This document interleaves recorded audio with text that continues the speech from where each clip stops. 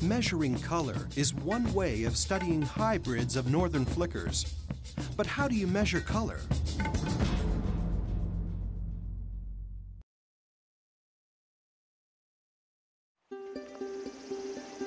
How different is different? How similar is similar? These are the questions curator Dr. Jocelyn Houdon is asking as he studies the colors of two strikingly different forms of a common woodpecker of the northern forest, the northern flicker. Well, we have a unique situation in Alberta. We have two forms of a woodpecker, one with bright yellow colors, the other one with salmon colors. They run into each other in this part of the country, and they mate with each other. The fact that we have hybrids, it tells me that we're not dealing with completely different species. Yet, we're dealing with forms that are fairly different. You can see differences in the color of the mustache, the red or black, color differences in the color of the throat. And then if we spread the wings, you'll see these obvious differences in the color of the wings as well as the tail. What brought this to happen to these birds? Why did they come to look differently?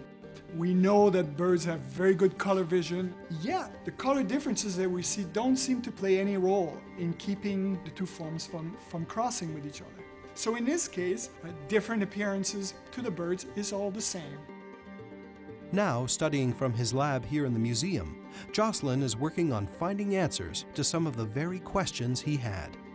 It seemed natural to go to the pigments to try to better understand what was going on. Pigments are chemicals that have ability to absorb parts of the light, and therefore they have a property that we perceive as color. We now have techniques that allow us to get pigments out of feathers and to separate them and identify them in using sophisticated pieces of equipment. Looking at the differences in pigments between the two forms raised more questions than it answered. Jocelyn's next step? To look even deeper.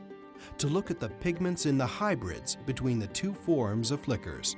By studying the pigments, I can try to rationalize what's happening in the hybrids. It was a very complicated story where some pigments that I would have expected to occur in the hybrids were absent, whereas others were more abundant. Jocelyn's work on the pigments of flickers is revealing the inner workings of some of the birds' genetic code and providing clues as to how the color differences we see in flickers today came about. What I've discovered is that when you look at the details, some of it is interesting, but some of it is mind-boggling. In most birds, there is a match between the color of the shaft and the color of the vein of the feather. But in some individuals like this hybrid, there appears to be a mismatch. They're slightly different. And that tells me that there's something funny going on in the hybrids. The genetic system is not working properly. We would expect the accumulation of additional genetic differences, which ultimately will lead to the splitting of this one species into two. We are seeing a snapshot of a species in the making.